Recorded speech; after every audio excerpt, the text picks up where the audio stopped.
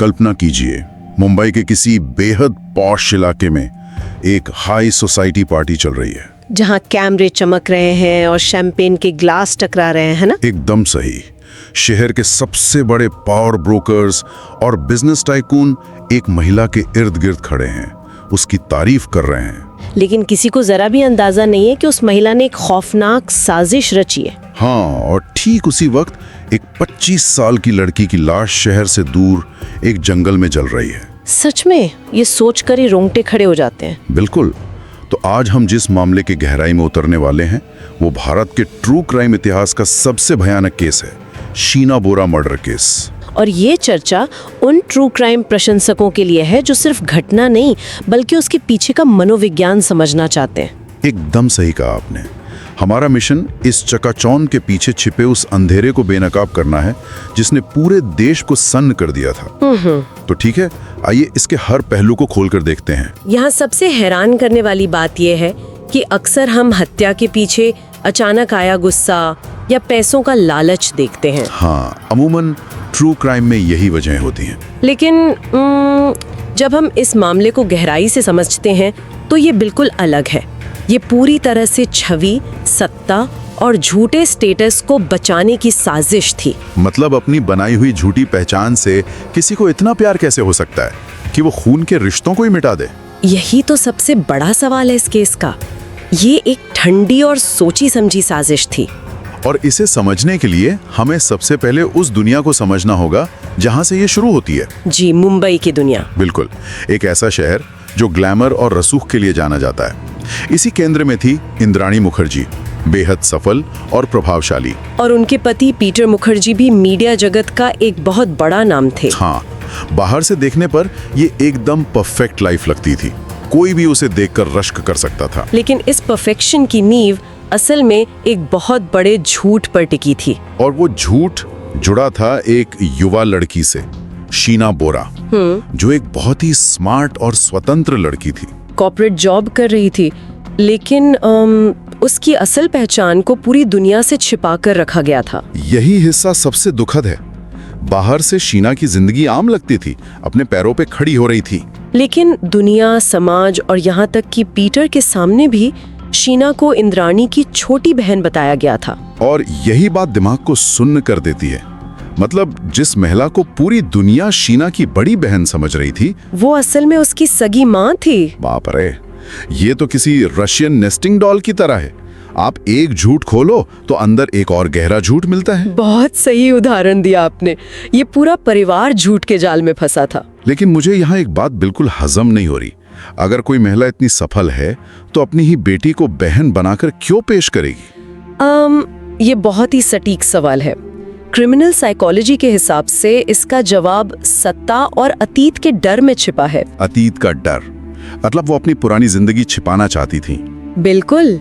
इंद्राणी जिस मुकाम पर थीं, वो एक नई पहचान बनाकर हासिल किया गया था और उस ग्लैमरस दुनिया में परफेक्शन चाहिए होता है। अच्छा, एक जवान बेटी का होना, वो भी उस अतीत से जिसे वो पीछे छोड़ चुकी थीं, उनकी नई पावरफुल इमेज के लिए सीधा खतरा था। तो ये सिर्फ समाज का डर नहीं था, बल्कि अपनी गढ़ी हुई पहचान छिन जाने का खौफ था। हाँ, जब कोई अपनी पूरी जिंदगी एक झूठ पर खड़ी कर ले तो उसे बचाने के लिए वो किसी भी हद तक जा सकता है। और जब झूठ इतना बड़ा हो जाए तो उसे हमेशा छिपाना नामुमकिन होने लगता है ना? एकदम। यहीं से इस कहानी में असल टकराव की शुरुआत होती है। हाँ, और ये टकराव तब बढ़ा जब शीना की जिंदगी में राहुल की एंट्री हुई।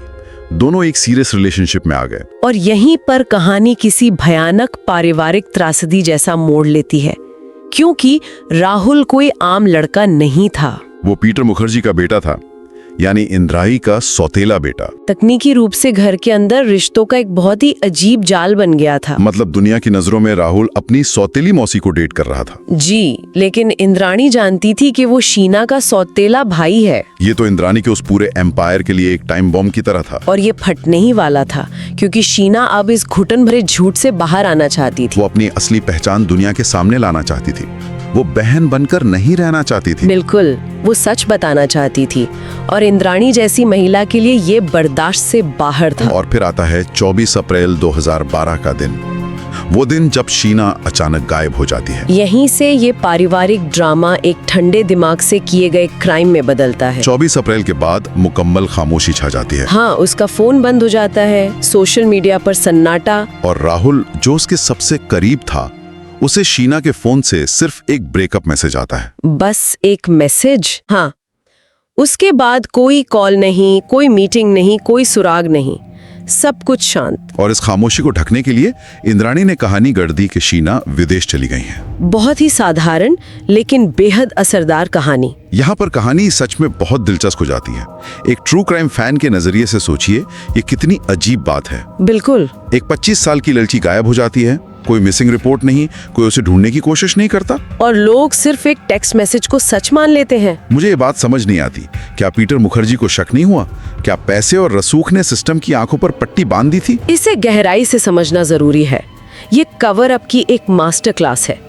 डिजिटल युग में किसी को गायब करने का बेहतरीन उदाहरण। मतलब वो ब्रेकअप मैसेज महज एक मैसेज नहीं था? नहीं, वो एक डिजिटल ढाल थी, राहुल को दूर करने और एक तार्किक कहानी गढ़ने के लिए। अच्छा, और क्या किया गया? शीना के नाम से फर्जी इस्तीफे भेजे गए, मकान का लीज अग्रीमेंट रद्द किया गया। बाप रे। और जब एक प्रभावशाली महिला पूरे आत्मविश्वास से झूठ बोले तो समाज और सिस्टम भी सवाल उठाने से बचता है। हाँ, रसूख का काम ही लोगों के मन में झिझक पैदा करना है। बिल्कुल। लेकिन इस परफेक्ट कवर अप में एक चीज फिट नहीं बैठी, राहुल का शक। हाँ, उसे कभी यकीन नहीं हुआ कि शीना बिना बताए यूं ही चली जाएगी। और यही शक आगे चलकर इस साजिश के ताबूत की आखिरी कील साबित हुआ। पर फिर भी सच बाहर आने में 3 साल लग गए। सोचिए, 3 साल। हाँ, हत्यारे हाई सोसाइटी पार्टियों में घूम रहे थे, इंटरव्यू दे रहे थे। लेकिन कोई साजिश पूरी तरह से दोष रहित नहीं होती, कोई ना कोई धागा छूट ही जाता है। एकदम सही। और 2015 में वो भयानक मोड़ आया जिसका किसी को अंदाजा नहीं था। कमजोर कड़ी बना इंद्राणी का ड्राइवर श्यामवर राय, जो एक बिल्कुल अलग मामले में अवैध हथियारों के शक में पकड़ा गया था। हाँ, और पुलिस स्टेशन में उसने जो उगला, उससे पूरे देश के होश उड़ गए। ये गुमशुदगी नहीं, हत्या थी। और वो डिटेल्स बहुत ही खौफनाक हैं। सच में हत्या किसी सुनसान जगह पर नहीं, मुंबई की व्यस्त सड़कों पर चलती कार में हुई, कथित तौर पर गला घोटकर। और मुख्य आरोपी कोई बाहरी नहीं, अपनी ही मां इंद्राणी मुखर्जी थी। और साथ में पूर्व पति संजीव खन्ना और वो ड्राइवर। लाश को रायगढ़ के जंगलों में ले जाकर जला दिया गया। इस घटना ने भारतीय इन्वेस्टिगेशन के इतिहास को हिलाकर रख दिया। गला घोटना बहुत पर्सनल क्राइम होता है। हाँ, इसमें शारीरिक ताकत और बहुत करीबी हमले की जरूरत होती है। और फिर लाश को सूटकेस में डालकर जलाना, ये दिखाता है कि योजना में कितनी ठंडी कैलकुलेशन थी, कोई घबराहट नहीं। संजीव खन्ना का कोलकाता से आना भी इंद्राणी के मनोवैज्ञानिक नियंत्रण को दर्शाता है। बिल्कुल। तो आखिर इस सब का मतलब क्या है? ये साफ तौर पर दिखाता है कि एक मास्टरमाइंड कितनी भी बड़ी साजिश रच ले, खेल अक्सर छोटी कड़ी से ही खुलता है। जैसे कि वो ड्राइवर। हाँ, हाई सोसाइटी ने उस पर ध्यान नहीं दिया, पर उसी ने सारा राज पुलिस के सामने खोल दिया। इससे एक बहुत जरूरी सवाल पैदा होता है, आखिर एक माँ अपनी ही बेटी के साथ ऐसा कैसे कर सकती है? यही तो इस पूरे मामले की आत्मा है। ये सिर्फ एक मर्डर केस नहीं था, ये परिवार के नाम पर सबसे खौफनाक धोखा था। माँ बच्चे का रिश्ता सबसे सुरक्षित होना चाहिए, लेकिन जब वही जगह खतरा बन जाए तो समाज की बुनियाद हिल जाती है। इंद्राणी के लिए अपनी बेदाग छवि, सत्ता और पैसा इंसानी रिश्ते से ज्यादा अहम हो गए थे। बिल्कुल। ये मामला हमारे इस विश्वास को तोड़ देता है कि परिवार का मतलब हमेशा सुरक्षा होता है। शीना की जो तस्वीर उभरती है वो एक ऐसी लड़की की है जो शायद सिर्फ सच्चाई के साथ जीना चाहती थी। उसे अपनी पहचान चाहिए थी, उस दमघोटू झूठ से आजादी। और उसे उसी इंसान से धोखा मिला जहां उसे सबसे सुरक्षित महसूस होना चाहिए था। यही ट्रू क्राइम कहानियों का आईना है। ये केवल मनोरंजन नहीं है। हाँ, ये दिखाती हैं कि असल खतरा हमेशा अजनबी से नहीं, कभी कभी अपने घर में होता है। ये महज हत्या नहीं, अपनी इमेज बचाने की खौफनाक साजिश थी जिसने सारी हदें पार कर दी। और यही हमें रुक के सोचना चाहिए। जरा सोचिए, अगर किसी इंसान का पूरा अस्तित्व ही महज एक राज बन के रह जाए तो उसकी मानसिक स्थिति क्या होगी? शीना ने अपनी पूरी जिंदगी उसी झूठ के साये में गुजार दी। हमारे समाज में आज भी कितने ऐसे परिवार होंगे जहां चमकते दरवाजों और तस्वीरों के पीछे अनगिनत सच दफन है, जिन्हें स्टेटस और पावर ने हमेशा के लिए खामोश कर दिया है। अगली बार जब भी कोई तस्वीर बहुत ज्यादा परफेक्ट लगे तो ये जरूर याद रखना चाहिए कि रोशनी जितनी तेज होती है उसके पीछे का अंधेरा उतना ही गहरा हो सकता है।